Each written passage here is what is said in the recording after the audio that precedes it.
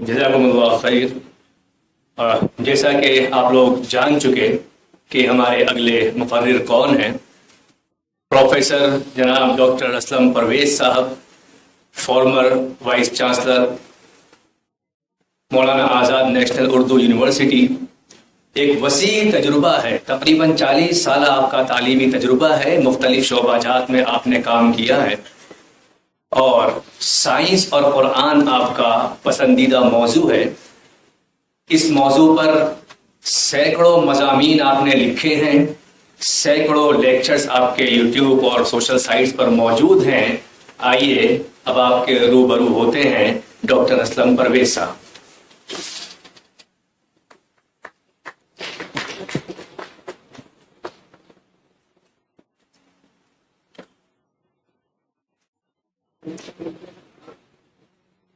اعوذ باللہ من الشیطان الرجیم، بسم اللہ الرحمن الرحیم، نحمدہ ونستعینہ ونصلی علی رسول۔ محترم رحمان خان صاحب، ڈاکٹر عبدالقدیر صاحب، خواجہ شاہی صاحب، محترم خالد رشید فرنگی مہدی صاحب، رضوی صاحب، اور ہمارے کینیڈا سے آئے ہوئے مہمان، خواتین و حضرات، آپ سب کی خدمت میں میرا سلام عرض ہے۔ السلام علیکم۔ اللہ کا بڑا شکر ہے کہ اس نے یہ موقع فراہم کیا اس خاکسار کو کہ یہاں حاضر ہو اور بطور ایک طالب علم دوران کچھ چیزیں آپ کے سامنے پیش کر سکوں۔ اس سے پہلے میں یہ ضروری سمجھتا ہوں کہ ڈاکٹر عبدالقدیر صاحب کا شکریہ ادا کروں کہ جس فراست کا ثبوت انہوں نے دیا ہے اس موضوع پہ بات کر کے۔ اور دیکھیے، بات وہ ثابت ہوتی ہے اس عملی قدم سے، کیونکہ ہم نے سب نے اپنی اپنی جگہ تعلیم پائی جس جس شعبے میں گئے۔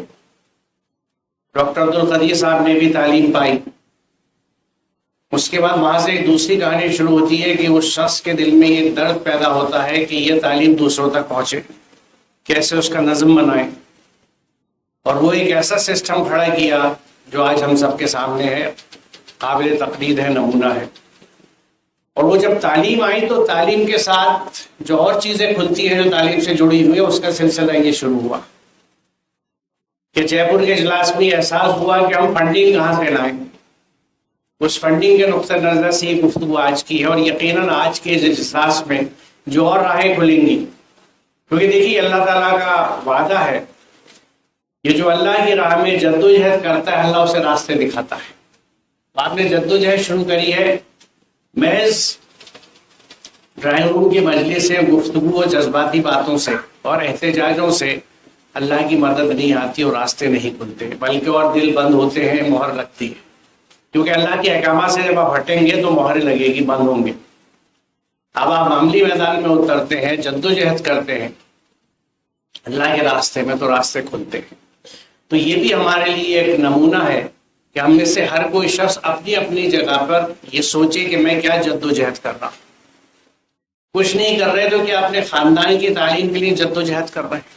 کیا ان کے ڈیولپمنٹ کی بات ہم کر رہے ہیں یا سوچ رہے ہیں؟ میں آج جو میں نے موضوع رکھا ہے وہ زکوٰۃ و سماج کی نشو و نما۔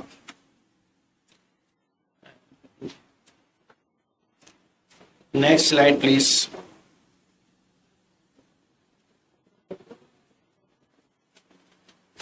دیکھیے، یہ جو پہلی سلائیڈ ہے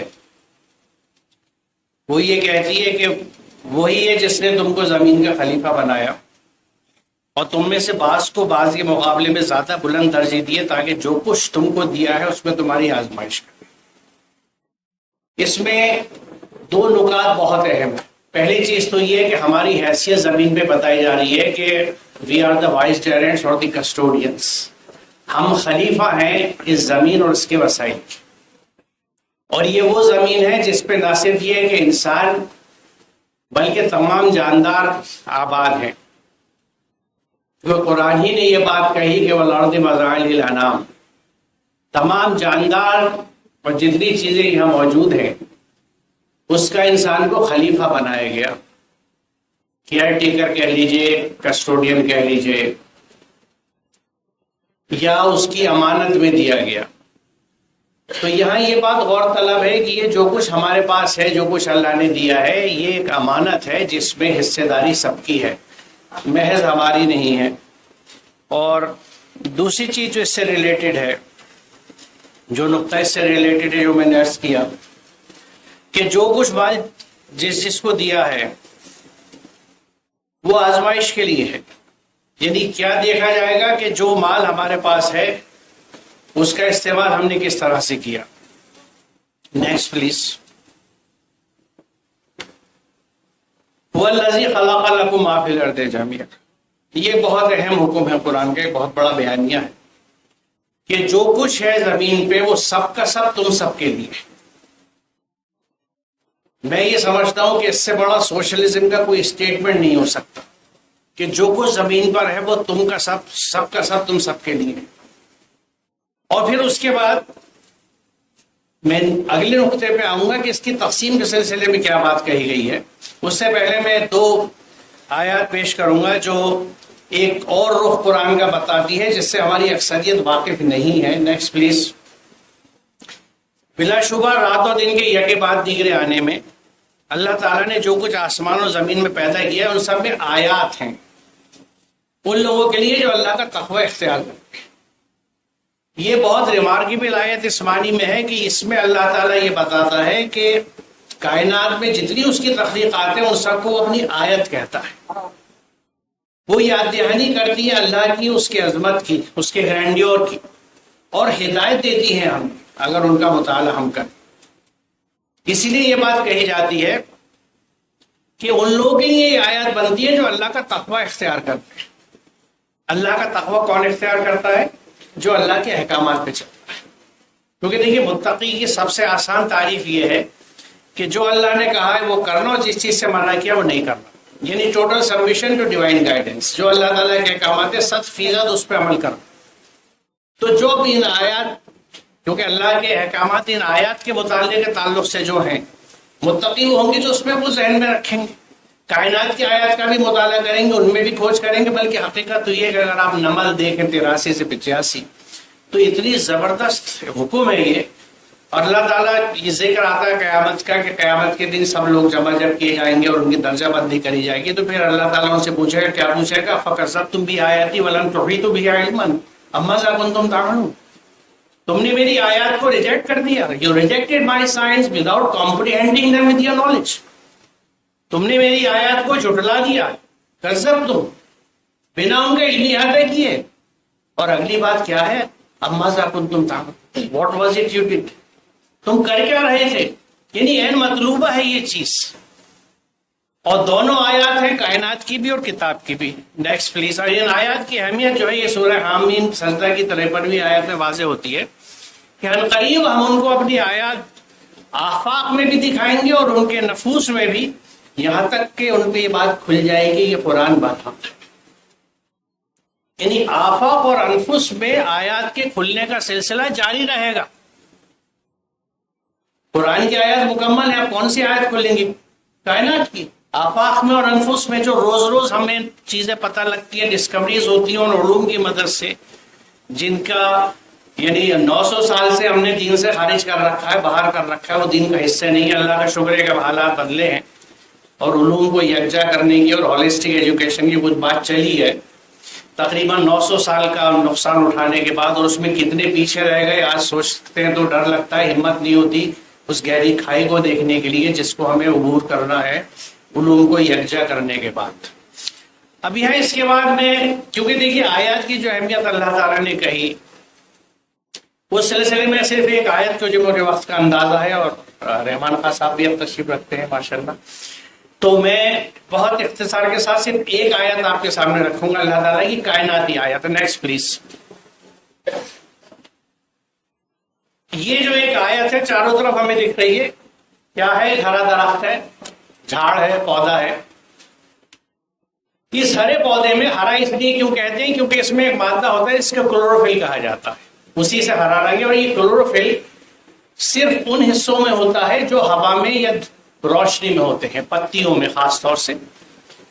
اس پودے کے بڑے حصے جو ہیں ان میں یہ ہرا رنگ نہیں ہوتا، جیسے اس درخت میں آپ تنے کو دیکھ رہے ہیں، ان کی جڑیں جو زمین میں ان میں ہرا رنگ نہیں ہوتا کیونکہ ان تک آکسیجن نہیں جاتی۔ اس ہرے مادے کی مدد سے ہر پتی سورج کی روشنی کی توانائی لے کے اور ہوا سے کاربن ڈائی آکسائڈ لے کے زمین سے پانی چوس کے گلوکوز بناتی ہے۔ وہی گلوکوز جو بازار میں بڑا مہنگا ہو گیا، اب تو آپ آدھا کلو کا ڈبہ گلیکسو لے کے آئیے، بڑا مہنگا ملتا ہے۔ ہر پتی بناتی ہے گلوکوز۔ اچھا، اس سے پہلے میں یہ عرض کر دوں کہ یقیناً یہ درخت جو ہے، اور ہر درخت ہر چیز کی طرح اللہ کی ایک آیت ہے، ابھی میں نے آپ کے سامنے قرآن کریم کی آیت رکھی ہے، بہت جگہ اس چیز کا حکم ہے، صرف اس ایک جگہ پہ نہیں ہے۔ دوسری چیز یہ ہے کہ کائنات کی ہر چیز سوا انسان کے محض اللہ کے حکم پہ چلتی ہے، کیونکہ وہ لاز ہیں جو نیچر میں ہمیں ملتے ہیں، ایٹم سے لے کے یونیورس تک، لیونگ ورڈ سے لے کے نان لیونگ ورڈ تک، وہ لاز جن کے تحت، یعنی جیسے الیکٹران کی میں بات کروں تو آپ دیکھیں گے کہ اس میں الیکٹرانز جو ہیں ان کی اسپیڈ، ان کی گردش لاز سے کنٹرول ہے، جن کو ہم ایٹامک لاز کہتے ہیں۔ ایک آربٹ سے، ایک شیل سے الیکٹران دوسرے میں نہیں جا سکتا، ایل ایم میں نہیں جائے گا، ایم این میں نہیں جائے گا نارمل حالات میں، جب کیونکہ ان کے لاز ہیں۔ ہر چیز قانون سے بنی ہوئی ہے، قانون اللہ کے بنائے ہوئے، یعنی ہر چیز اللہ کے حکم کی اتباع کرتی ہے سوا انسان کے، کیونکہ اسے چوائس دی ہے، اسے نفس دیا ہے کہ ہوا کی اتباع کرے کہ وحی کی اتباع کرے، اللہ کے حکم پہ چلتا ہے یا منمانی کرتا ہے۔ باقی ہر چیز تو یعنی ہم یہ کہہ سکتے ہیں کہ ہر چیز کائنات کی مسلم ہے، کیونکہ مسلم کون ہے؟ جو اللہ کے احکامات پہ چلے۔ تو یہ جو درخت ہے یہ ایک مسلم سماج ہے، اور اللہ کی ایک آیت ہے، ایک نشانی، ایک پوائنٹر ہے، ریمائنڈر ہے اللہ کی حکمت کا اور عظمت کا۔ تو اب یہ ہری پتی جب محنت کر کے صحیح معنوں میں اپنا جگر جلا کے گلوکوز بناتی ہے، وہ رزق حاصل کرتی ہے اپنی محنت سے، جد و جہد کر کے، اس رزق کا کرتی کیا ہے؟ امیڈیٹلی منتقل کر دیتی ہے، ٹرانسفر کر دیتی ہے ان حصوں میں جہاں شکر نہیں بنتی، کیونکہ ان پہ ہرا رنگ نہیں ہے، اللہ کی وہ نعمت ان کے پاس نہیں ہے، ان کو وہ فضل نہیں پہنچتا تھا، تو میں بناتی ہوں، فوراً پہنچاتی ہوں۔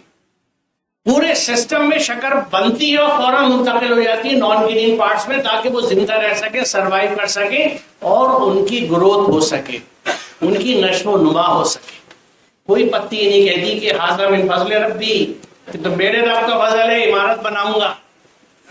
تقسیم کرتی ہے، اور اس کے لیے اللہ کا قانون ہے جس کو ہم لا آف ڈیفیوژن کہتے ہیں، کہ everything moves from a region of high concentration to a region of low concentration, یا from a region of high free energy to a region of low free energy. تو یہ diffusion کا لا جو ہے، یہ قانون پوری کائنات میں جاری و ساری ہے، اور بات صرف درخت کی نہیں ہے۔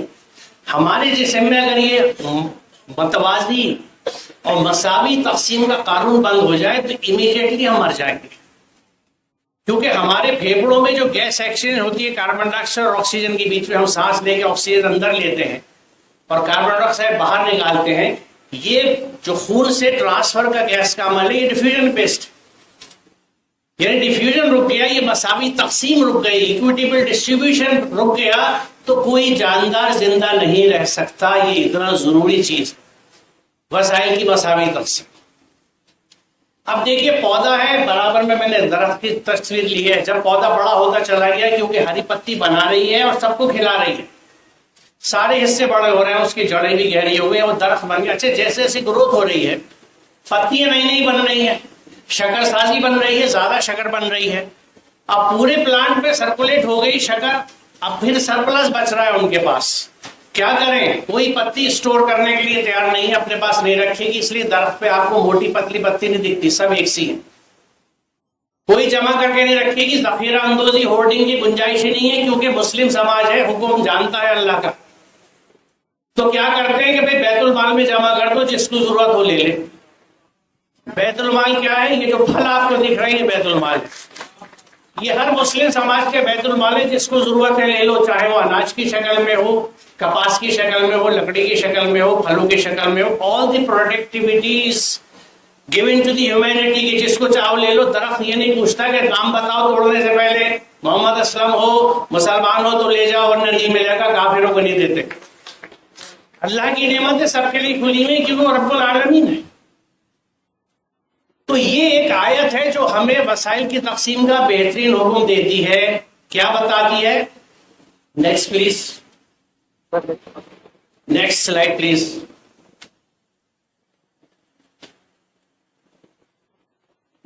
وہ آپ سے پوچھتے ہیں کہ کیا خرچ کریں؟ قل اللہ. اب یہ پتی ہمیں بتا رہی ہے اس آیت کو. یہ قرآنی آیت ہے، وہ کائناتی آیت ہے کہ what ever surplus with you circulated in your society. جو کچھ آپ کے پاس سرپلس ہے، کہیں اسٹوریج کی بات نہیں ہے. میں معافی کے ساتھ کہوں گا کیونکہ ہمارے یہاں فائنینسر اور بینکرز بھی بیٹھے ہوئے ہیں، بہت معذرت کے ساتھ. یہ ایک طالب علم کی جسارت ہے، اس کو معاف کر دیجیے گا، لیکن قرآن کا طالب علم ہو جو سمجھاؤں آپ کے ساتھ شیئر کروں. شیئر ود ادرس، دوسروں کے ساتھ دیجیے، دوسروں کو شیئر کیجیے. اسی طرح اللہ تمہارے لیے احکام واضح کرتا ہے تاکہ تم غور و فکر کرو دنیا اور آخرت میں. تھنک اباؤٹ اٹ کہ جو تم کر رہے ہو کیوں کر رہے ہو، کیونکہ پوری کائنات کر رہی ہے. دیکھیے دلچسپ بات یہ ہے چونکہ پوری کائنات مسلم ہے کہ جیسے ہی ہم اللہ کے احکامات پہ عمل کرنا شروع کرتے ہیں، ایسے جو دیوانے ہیں ان میں بڑی عجیب ہمت ہوتی ہے. ہم دیکھتے ہیں چند ہوتے ہیں کیونکہ فردانے جو ہیں وہ اپنے حساب کے اسلام پہ چلتے ہیں، جو دیوانے ہیں وہ قرآن کو سمجھ کے اس پہ عمل کرتے ہیں. آج کے زمانے میں معذرت کے ساتھ پھر کہہ رہا ہوں. اور نہیں تو بتا دیجیے کتنے گھروں میں قرآن سمجھ کے پڑھایا جاتا ہے یا ناظرہ پہ کام چل رہا ہے، بچوں سے لے کے بڑے تک. تو وہ دنیا اور آخرت کی جب فکر کرتے ہیں تو ان کو یہ پتہ لگتا ہے کہ میں کس چیز سے میرا صحیح راستہ کیا. اس کی بھی ایک مثال دوں آپ. ہم لوگوں نے صنعتی انقلاب آئی، انڈسٹریلائزیشن شروع ہوا، بہت خوشی ہوئی. پنڈت نہرو نے کہا کہ these are the new temples of India, یہ جو چمنی تھی کارخانے کی، سب بہت خوش ہوئے. انڈسٹریل ریولیوشن آیا، انڈسٹریز بنی، صنعتیں بنی، اور ہمارا سیکنڈری اور ٹرشری اور کوارٹرلی کنزمپشن خوب بڑھتا چلا گیا چیزوں کا. 150 سال بعد اس کی وجہ سے جو پولوشن اور ماحول میں، پانی میں اور ہوا میں ڈس بیلنس شروع ہوا، عدم توازن شروع ہوا، تو ہم نے کہا یہ تو غلط ہے، اور آج ہم اس کو ٹھیک کرنے کی ہم آدھی ادھوری کوشش کرتے ہیں. لیکن اس سے ایک ڈائریکٹ کیا رزلٹ آیا کہ سائنٹسٹ نے یہ سوچنا شروع کیا کہ ہمیں بایو ماڈل کی طرف لوٹنا چاہیے کہ نیچر میں جس طرح سے سنتھیسس ہوتی ہے ہم بھی ویسے ہی کریں. یہ انڈسٹریز کو نقصان دے رہی ہے. آج یہ نینو ٹیکنالوجی اور بایو ٹیکنالوجی اسی کے ثبوت ہے، لیکن کوئی یہ نہیں کہہ رہا کہ ہم اللہ کے کائنات کے، یا جو بھی آپ اسے کہیے، گاڈ کہیے، ایشور کہیے، جو نام دیجیے، کریٹر کے ماڈل کو اپنانے کی کوشش کر رہے ہیں، because that is the best model out there. یہ درخت جو نظر آ رہے ہیں جن کا ذکر میں آپ سے کر رہا ہوں، ایسی زبردست انڈسٹریز ہیں کہ ایسی انڈسٹری ہمارے یہاں نہیں ہوتی، کیونکہ جتنے ملٹیپل پروڈکٹس ان کے یہاں بنتے ہیں ہماری انڈسٹری میں نہیں بنتا. ہمارے یہاں ایک پروڈکٹ یا دو پروڈکٹ یا بائی پروڈکٹ میں ڈالیں جو 8-10 پروڈکٹ. اس درخت میں کون سا کیمیکل ہے جو نہیں بنتا، اور وہ باہر ملتے نہیں ہیں. کمپارٹمنٹلائزیشن ہے، ورنہ کیوز ہو جائے. کیمسٹری لیب میں جتنے ایسڈس کی بوتلیں لگ رکھی ہیں سب کو ملا دیجیے، دھماکے ہو جائیں گے. ہیومن بینگس میں، پلانٹس میں، ہر لیونگ تھنگ میں ہزاروں قسم کے کیمیکلس ہیں، اور کوئی ری ایکشن نہیں ہوتا جب تک کہ قانون کے تحت اللہ کے حکم نہ ہو ری ایکشن ہو رہے. تو یہ نظم کا عالم. تو یہاں سیدھی سی بات یہ اٹھتی ہے کہ جب نیچر میں کریٹر کا ماڈل پرفیکٹ ہے، اور آج ہم لوگ اس کو اڈاپٹ کر رہے ہیں اپنی لائف کو. آج بیکٹیریا سے سنتھیسس کی جا رہی ہے، دوسرے مائکرو آرگنزم دیکھے جا رہے ہیں، بایو ری ایکٹرز بن رہے ہیں، کس طرح سے ہم چیزیں بنا سکتے ہیں ان لیونگ آرگنزم سے. تو کیا پھر اللہ تعالیٰ کے قوانین کو ہم اپنی زندگی میں لاگو نہیں کر سکتے، اور ہم یہ سمجھتے ہیں کہ جو ماڈلز ہم نے بنا رکھے ہیں وہ بہت پرفیکٹ ہیں، اچھے ہیں، اور جو اللہ کے بتائے ہوئے قوانین ہیں وہ اتنے مکمل نہیں ہوں گے. Next please. اب دیکھیے یہ بہت جگہ ذکر ہے اس کا، جو بات کہی جا رہی ہے کہ اقیموا الصلاۃ وآتوا الزکاۃ وارکعوا مع الراکعین. صلاۃ قائم کرو اور زکوٰۃ دو، اور جو اللہ کے راستے میں جھک رہے ہیں تم ان کے ساتھ جھک جاؤ. اس کا ایک امیڈیٹ یا سطحی مفہوم تو یہ ہے کہ بھئی نماز میں رکوع جا سب کر رہے ہیں، نماز باجماعت کا آپ سمجھ لیجئے کہ رکوع کے ساتھ رکوع کر لیں. لیکن اور تفصیل میں، کیونکہ وسعتیں جو ہوتی ہیں مفہوم میں، اگر اسے آپ نہیں دیکھتے تو پھر آپ قرآن کو ہر دور کی کتاب نہیں بنا سکتے. وہ یہ فریز ہو جائے گا ایک ٹائم فریم میں. تو اس میں اللہ کے احکامات کے تحت جو لوگ جھک رہے ہیں، کیونکہ رکوع جو ہے وہ سجدے سے پہلے کی اسٹیج ہے. جب آپ اللہ کے راستے میں جھکنا شروع ہوتے ہیں تو رکوع کی کیفیت آتی ہے، پھر سجدے کی کیفیت آتی ہے. پھر آپ کا دل ایک طرح سے مکمل اللہ کے حضور میں جھکنے والے دل ہو جاتا ہے، جس کو قرآن قلب سلیم کہتا ہے، اور وہی قلب سلیم ہے جو آخرت میں نیا پار لگائے گا، کیونکہ قرآن یہ کہتا ہے کہ اس دن نہ مال کام آئے گا نہ اولاد، سوائے اس کے اللہ یہ کہ کوئی قلب سلیم نہیں ہو حاضر۔ تو وہ قلب سلیم جو سبمسیو ہارٹ ہے، وہ دنیا میں اسی طرح بنتا ہے کہ جب آپ ہر چیز اللہ کے احکامات کے حساب سے کریں۔ اب وہ بات پھر وہی آتی ہے، میں مجبور ہوں کہنے کے لیے کہ اللہ کے احکامات سے حساب سے کریں گا، اللہ کے احکامات پتہ ہی نہیں، کیونکہ جو ہدایت کی کتاب آئی تھی جس کو ہم چھت پہ کھڑے ہو کے چیخ سے اعلان کرتے ہیں کتاب ہدایت ہے پوری انسانیت کے لیے، وہ ہمارے یہاں بندی ہوئی لپٹی ہوئی ایک جلدہ میں بہت اوپر رکھی حفاظت کے ساتھ۔ بچپن سے بچے کو ناظرہ پڑھاتے ہیں اور آخر عمر تک ہم مرنے والے کے قریب یاسین شریف پڑھتے تک میں ناظرہ پہ کام چلا رہے ہوتے ہیں، ہمیں نہیں پتا کہ اس آیت کا مفہوم کیا ہے اور یہ میرے لیے کچھ سجیسٹو ہے کیا کہ مجھے کیا کام کرنا ہے۔ تو اس سلسلے میں یہی یہ بات ضمنی طور پر عرض کر دوں کہ اگر قرآن کے ساتھ ہمارا رویہ یہی رہے گا تو پھر ہم یعنی ایسے پروگرام کر کے اور ممبروں پہ خطیبوں سے درخواست کر کے کبھی انہیں زکوٰۃ سمجھائیں گے، کبھی اقامت صلاح سمجھائیں گے، کبھی یہ سمجھائیں گے، کیا کیا سمجھائیں گے، علم کو ایک کرنا سمجھائیں گے، دین کیا ہے اس کو سمجھائیں گے۔ کیا یہ بہتر نہیں ہوگا کہ بچپن سے بچے کو قرآن سمجھا کے پڑھائیے اور قرآن کو اپنی زندگی میں لے آئیے؟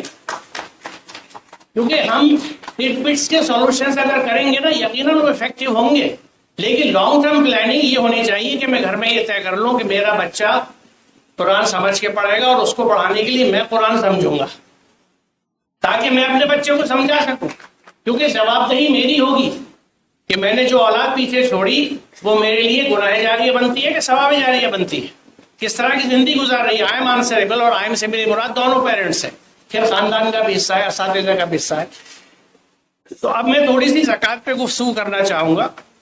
نیکسٹ سلائیڈ لیجیے گا، میں اس میں سے دیکھ لوں تو مجھے پڑھنے میں آسانی۔ دیکھیے زکوٰۃ کا مادہ جیسا یہاں آپ دیکھیں گے لکھا ہوا، آگے سلائیڈ جی، زے کاف واو ہے، اس کے معنی ہے نشو و نما، بالیغگی، پھلنا پھولنا۔ یہ تاج العروس اور ابن قتیبہ سے ریفرنس ہے جو میں یہاں سائٹ کر رہا ہوں۔ اس کے معنی پاکیزگی کی بھی آتے ہیں، لیکن یہ اس کا بنیادی مفہوم نہیں ہے۔ قرآن کریم میں ایک آیت میں اسکا اور اتھر الفاظ ایک ساتھ آئے، ذالکم اسکا لکم واتھر، سورہ بقرہ کی آیت نمبر 232 ہے۔ اس میں اتھر تو پاکیزگی کے لیے اور اسکا نشو و نما یعنی بڑھوار کے لیے استعمال ہوا ہے۔ سورہ شمس میں زکاہ کے مقابلے میں دساہا آیا ہے، قد افلح من زکاہا وقد خاب من دساہا۔ کامیاب ہوا وہ جس نے نفس کا تزکیہ کیا اور نامراد ہوا وہ جس نے اس کو دبا دیا۔ تزکیت ان کے معنی ہے دبا دینا، کسی کو زندہ دفن کرنا۔ اس کا حوالہ ہمیں سورہ نحل کی آیت نمبر 59 میں ملتا ہے۔ اس کی نشو و نما یا ڈیولپمنٹ کو روک دینا، لہذا تزکیہ کے معنی ہوں گے ان تمام رکاوٹوں کو دور کر کے جو کسی کی راہ میں ہوں، اس کی نشو و نما کے حالات کو سازگار کرنا۔ To facilitate and ensure the development of the individual, جو بھی رکاوٹیں ہیں وہ چاہے مالی ہوں یا ایڈمنٹ والدین ہوں جو پڑھانا نہیں چاہتے بچے کو، بہت ساری چیز ہو سکتی ہے، ان سب سے اسٹرگل کر کے نکالنا ہے۔ دوسری سلائڈ پلیز، نیکسٹ۔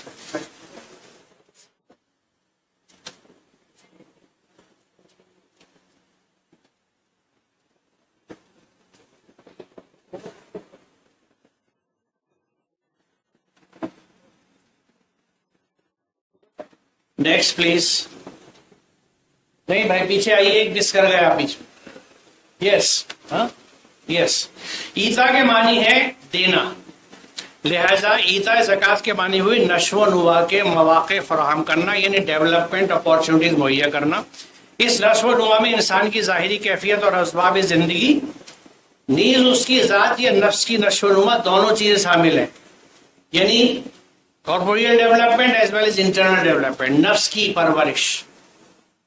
اور دیکھیے وہ بھی چیز کتنی دلچسپ ہے کہ جب ہم اللہ کے حکم کے تحت لوگوں کے ڈیولپمنٹ کے لیے مال خرچ کرتے ہیں تو ہم اپنا مال دے رہے ہیں دوسروں کے اوپر، لیکن اس کے لیے جن قوتوں سے ہمیں اندر لڑنا پڑتا ہے، جن خواہشات سے کہ روک لو اس پیسے کو، روک لو، کہیں پہ انویسٹ کر دو، کل کو اگر تنگی آ گئی تو تمہارا کام کیسے چلے گا، کب تک اس ماروتی میں چلو گے، آڈی لے لو پیسے ہیں، مرسی لے لو پیسے ہیں۔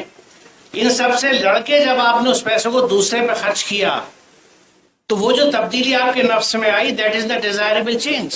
یہ وہ شخصیت کی گروتھ ہے, یہ قلب سلیم بنانے کی طرف پیش رفت ہے آپ کی, کہ جب آپ نے اپنی نفسیات کی خواہشات کو روکا, نفس کی, اور اللہ کے حکم پہ چلے, یعنی شیطان کو دبایا, طاغوت کے راستے کو, طاغوت کی تحریک کو چھوڑا اور اللہ کے راستے پہ آئے, تو یہاں جو تبدیلی آپ کی سوچ میں, آپ کی شخصیت میں آتی ہے, دس از واٹ از وانٹیڈ.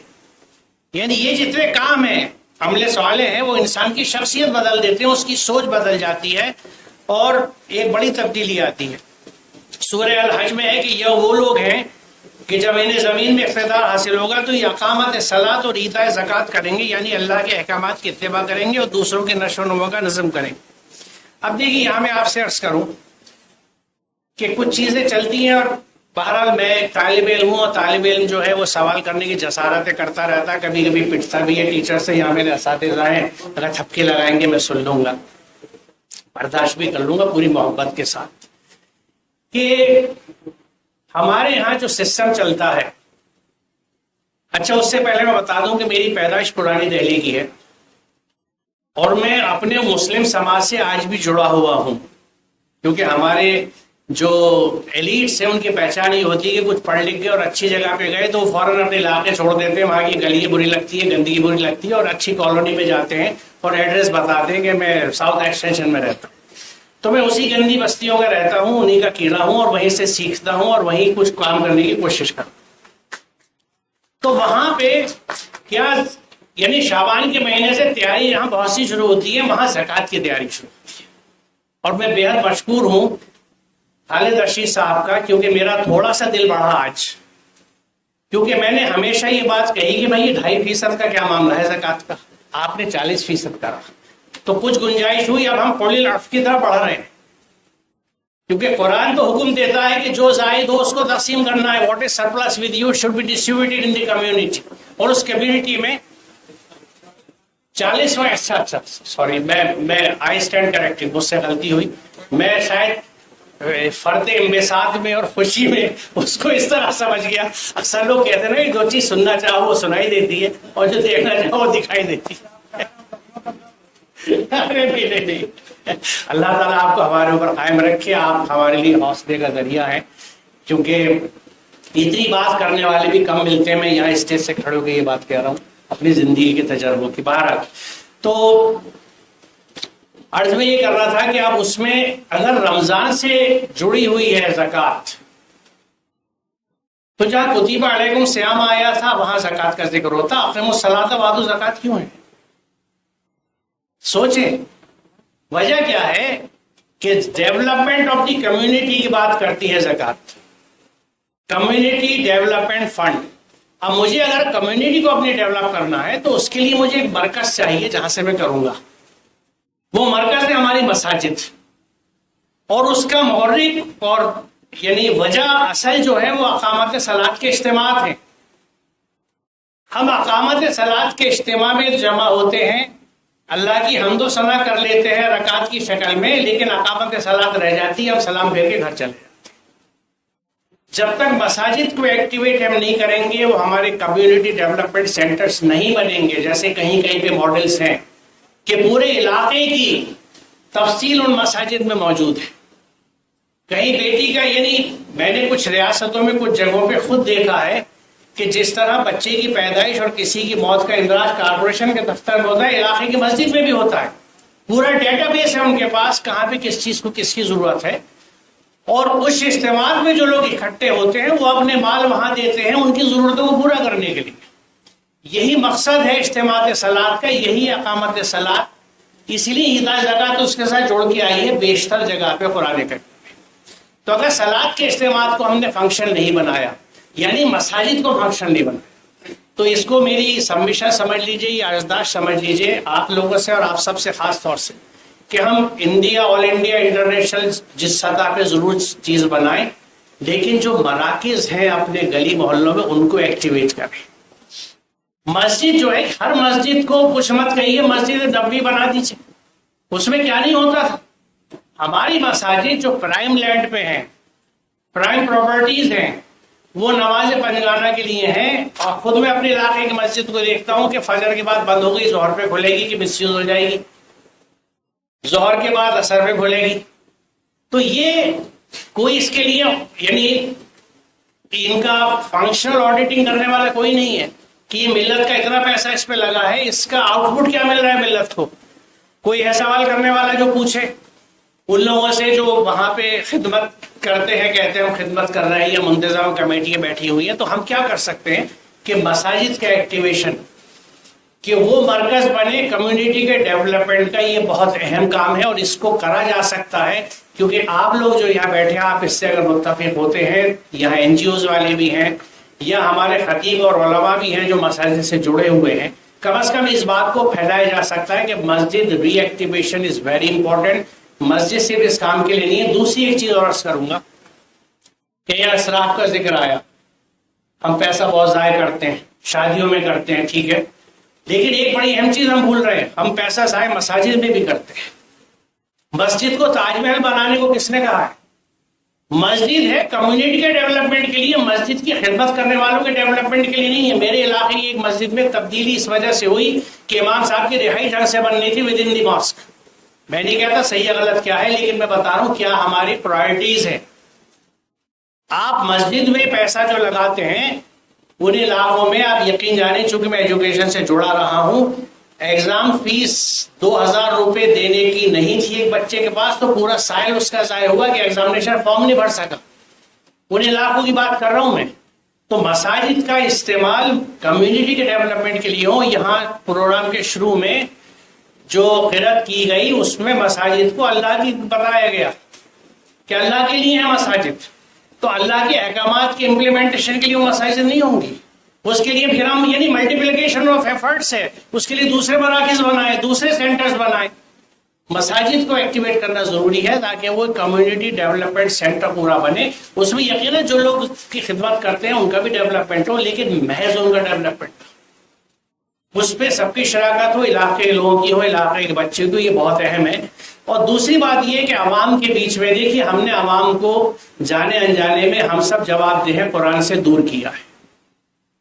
جب قرآن سے دور کیا ہے تو قرآن کی تعلیمات ان تک نہیں پہنچتی اور ان کو عوام تک لے جانا ضروری ہے. خاص طور سے مال کے تعلق سے میں نے صرف چند آیتیں رکھی ہیں, اس کے بعد بات ختم کروں گا. Next please. کہ مال کے تعلق سے یہاں دیکھیے یہ بہت اہم آیت ہے کہ جو مال تم اس لیے دیتے ہو تم اس سے بڑھاوا ملا جتنے تم نے لوگوں کو دیا ہے وہ اللہ کے نزدیک نہیں بڑھتا, اور جو تم لوگ اللہ کی رضا کے لیے زکوٰۃ میں خرچ کرتے ہو یہ لوگ بڑھانے والے. یہ زکوٰۃ کو ربا کے اگینسٹ استعمال کیا ہے اس قرآن میں.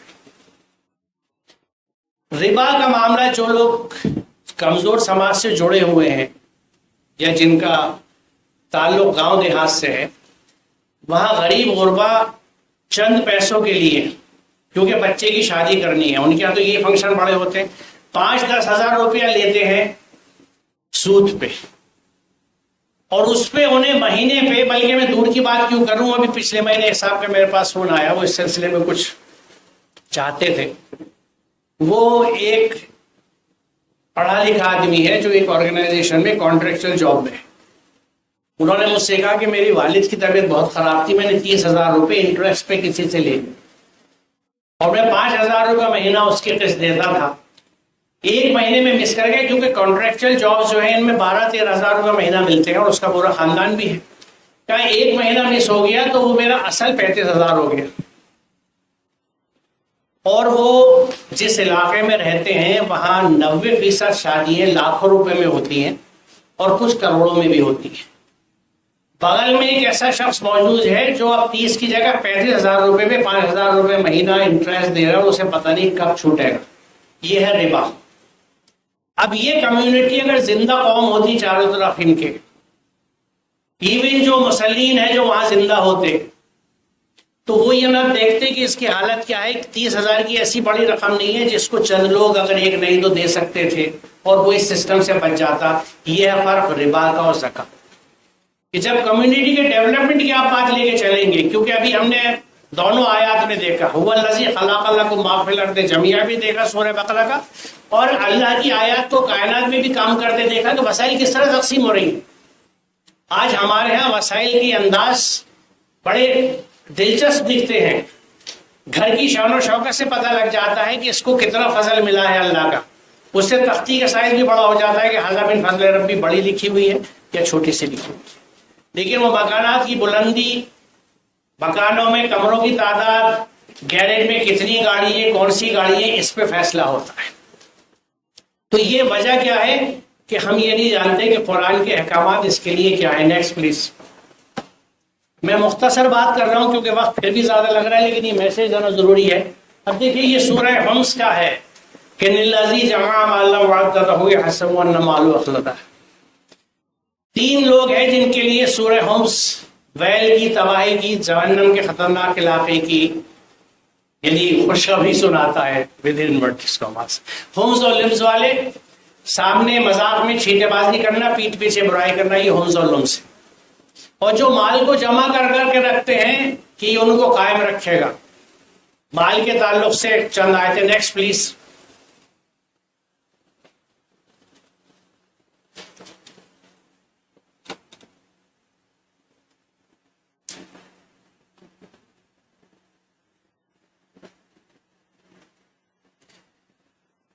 اس سے اگلی جو میں نے آیت لی ہے، جب تک یہ ٹھیک ہوگا میں آپ کو، یہ سورہ توبہ کی 34 اور 35 ہے کہ دردناک سزا کی خوشخبری دو ان کو جو سونا اور چاندی جمع کر کے رکھتے ہیں اور انہیں خدا کی راہ میں خرچ نہیں کرتے. ایک دن آئے گا کہ اسی سونے اور چاندی پر جہنم کی آگ دہکائی جائے گی، پھر اسی سے ان لوگوں کی پیشانیوں، پہلوؤں اور پیٹھوں کو داغا جائے گا. یہ ہے وہ خزانہ جو تم نے جمع کیا تھا، لو اپنی سمیٹی ہوئی دولت کا مزہ چکھو. Next please. اب یہ بہت بڑا ایک حکم ہے کہ وَانفِقُوا فِي سَبِيلِ اللَّهِ، کہ اللہ کی راہ میں خرچ کرو اور اپنے ہاتھوں اپنے آپ کو ہلاکت میں ڈالو، احسان کا طریقہ اختیار کرو، اللہ محسن کو پسند کرو. یعنی قرآن کا پورا فلسفہ انفاق پہ ہے، ایکسپینڈیچر اکانومی. خرچ کرو، جو مال آیا ہے اس کو جمع کر کے مت رکھو، اس سے کوئی اور کاروبار، کوئی کارخانہ، کوئی کھیتی، کوئی چیز شروع کرو جس میں 10 لوگوں کو اور روزگار ملے گا، تاکہ آپ کا پیسہ جو ہے وہ سماج میں، معیشت میں، ملک کی گردش کرتا رہے اور لوگوں کے لیے جاب اپارچونیٹیز نکلتی رہیں اور لوگوں کے گھروں کے چولہے جلتے رہیں. اور اس پورے پروسیس کو دیکھیے، زکوٰۃ کی بات سے الگ ہٹ کے دیکھیں تو ایک بہت بڑا حکم ہے، ایک بہت بڑی عبادت ہے. وَأَحْسِنُوا، احسان کی روش رکھو. Do good to others. اور احسان جو ہے وہ زبان سے بھی ہوتا ہے، اخلاق اور کردار سے بھی ہوتا ہے، مال سے بھی ہوتا ہے. اور اس کے ساتھ ہی یہ بھی حکم ہے کہ احسان کر کے جتانا مت. Next please. سورہ بقرہ کی 262 میں یہی بات ہے کہ جو لوگ اپنے مال اللہ کی راہ میں خرچ کرتے ہیں اور خرچ کر کے پر احسان نہیں جتاتے، نہ دکھ دیتے ہیں، ان کا اجر ان کے رب کے پاس ہے اور ان کے لیے کسی اور رنج اور خوف کا موقع نہیں ہے. یہ آخری آیت ہے. Next please. رشتہ دار کو اس کا حق دو، مسکین اور مسافر کو اس کا حق دو. فضول خرچی نہ کرو. فضول خرچ لوگ شیطان کے بھائی ہیں اور شیطان اپنے رب کا ناشکرا ہے. آج ہماری زندگی کے تمام اہم پہلو فضول خرچی پہ ٹکے ہوئے ہیں. دکھاوے کے اوپر، ایگزیبیشنزم، ایکسٹراویگنس. دکھاوے سے ہم ثابت کرنا چاہتے ہیں کہ لوگ وی ہیو اے رائٹ، ہم ہیں کچھ، ہمیں گنو. قرآن شیطان کا بھائی کہتا ہے. اور اگر ہم احسان کی روش پہ چلتے ہیں تو 2 وعدے اللہ تعالیٰ کرتا ہے جو ڈریمز ہے ہر ایک انسان کا، کہ اللہ کی رحمت اس کے ساتھ ہوگی اور اللہ اس کو دوست بنائے گا. یحب المحسنین کی بات. ہم میں سے کون بد نصیب ہوگا جو اللہ سے دوستی پسند نہیں کرے، جو ہر وقت اپنے اوپر رحمت کا سایہ نہیں چاہے گا. ضرور آئے گا، شرط چھوٹی سی ہے، واسنو ڈو گڈ ٹو ادرس. دوسروں کے ساتھ اچھا کریے، ان کے لیے سوچیے، ان کے لیے کام کیجیے. تو یہ جو زکوٰۃ کا نظم ہے، یہ دوسروں کے ڈیولپمنٹ کے لیے ایک ایفرٹ ہے جو ہر شخص کے پاس ہے جو اپنے مال میں سے دوسروں کا حصہ نکالنا چاہتا ہے. وہ 10 روپے بھی ہو سکتے ہیں، 2 روپے بھی ہو سکتے ہیں، 2 لاکھ بھی ہو سکتے ہیں، 20,000 بھی ہو سکتے ہیں. جب اجتماع صلات میں ایتاء زکوٰۃ دینے والے سب اکٹھے ہوں گے تو جس کے بعد جتنا ہوگا وہ دے گا اس میں، کیونکہ وہ چاہتا ہے کہ میرے گلی کے جو 4 بچے ہیں وہ تعلیم پا جائیں، کسی کی کچھ مدد ہو جائے، جو لوگ بے روزگار ہو گئے ان کے لیے روزگار ہو جائے، جس کے پاس مزدوری نہیں ہے اس کو کچھ نہیں تو ایک سبزی کا ٹھیلا ہم لگوا دیں، کسی کو ایک مشین دے دیں. یہ چھوٹے چھوٹے کام ہیں جس سے لوگ اپنے پیروں پہ کھڑے ہونے کے بعد خود روزگار جنریٹ کرنے لگیں گے اگر محنت کرتے رہے اور اللہ کے احکامات کے حساب سے، یعنی آنیسٹی کے ساتھ، ایمانداری کے ساتھ انہوں نے محنت کری تو اللہ تعالیٰ ان کو ترقی دے گا، کیونکہ محنت کا پھل ملتا ہے. تو میری صرف سبمیشن یہ ہے کہ ہمیں کوشش یہ کرنی چاہیے، ہمارے ہر مسئلے کا حل ہوگا کہ ہم اپنے مساجد کو ایکٹیویٹ کر لیں، اور ماڈلس موجود ہیں ہماری ملک کے مختلف ریاستوں. ملیشیا کے مدارس کا ذکر آیا، ملیشیا کے مدارس میں کس طرح کی تعلیم ہے، وہ کس طرح کی اسکل ڈیولپمنٹ اپنے یہاں کراتے ہیں، وہ بھی ہمیں سامنے رکھنا چاہیے. کیونکہ وہاں دیکھیے سماج کے لیے اگر آپ پروڈکٹیو پارٹ نہیں بنا رہے، مجھے اپنا بچپن یاد ہے کہ مسجد کے امام صاحب جو تھے میری گلی کی مسجد کے، وہ کارپینٹر تھے. وہ محنت کرتے تھے، اپنی روزگار وہاں سے لیتے تھے، نماز کے وقت پہ جاتے تھے، اذان دیتے تھے، نماز پڑھاتے تھے، پھر آ جاتے تھے کام کرتے. وہ چیزیں کہاں چلی گئیں؟ یہ ایک پروفیشن کیوں بن گیا؟ یہ ایک پیشہ کیوں بن گیا؟ اس پہ ہمیں سوچنا چاہیے، اور ممکن ہو تو کنڈیشن یہ رکھیں گے تو صاحب روزگار ہے اس کو ہم یہ ذمہ داری دیں گے. کلیننگ کے لیے جس طرح ہم مختلف جگہ پہ ڈومیسٹک ہیلپ رکھتے ہیں، ہاؤس کیپنگ اسٹاف رکھتے ہیں، مسجد میں ہاؤس کیپنگ الگ ہوگا، جس کو تنخواہ عزت کے ساتھ جو منیمم ویجز ہوں گے اسے اسٹیٹ کے اس کے حساب سے دی جائے گی. باقی خادمین سماج میں سے آئیں گے، اپنے وقت سے آئیں گے، اذان دیں گے، نماز پڑھا کے چلے جائیں گے. پروفیشنز کیوں کریٹ کرتے ہیں؟ اس سے کچھ لوگوں کی خواہشات بڑھتی ہیں، کچھ لوگوں کی توقعات بڑھتی ہیں، اور سسٹم مزید فساد زدہ ہوتا چلا جاتا ہے. تو میں بہت شکریہ ادا کروں گا جناب صدر کا کہ آپ نے مجھے اتنا وقت دیا، مجھے بات کرنے کا موقع دیا. گزارش پھر آخر میں ریپیٹ کر دوں کہ قرآن کو سمجھے بنا، اس پہ عمل کرے بنا، کیونکہ دیکھیے اتبعوا ما انزل الیکم من ربکم ولا تتبعوا من دونہ اولیاء. آراف کی تیسری ہے کہ اتباع کرو جو اللہ کی طرف سے نازل کیا گیا ہے. یہ حکم ہے اللہ کے. اتباع مجھے نہ اپنی دل کی کرنی ہے نہ کسی اور ولی کی کرنی ہے. ولا تتبعوا من دونہ اولیاء، اللہ کے احکامات کی اتباع کرنی ہے. ابھی اگر حکم ہے تو میرا اسلام اور میری تربیت گھر کی کہاں گئی اگر میں بچے کو قرآن سمجھا نہیں رہا تاکہ اللہ کے احکامات اسے پتہ لگے اور ان پہ عمل کرے، مسلمان بنے. مسلمان گھر میں پیدا ہو کے مسلمان نہیں بنتا، مسلمان اپنے نفس پہ قابو کر کے اللہ کے احکامات پہ جا کے بنتا ہے. بہت شکریہ، السلام علیکم.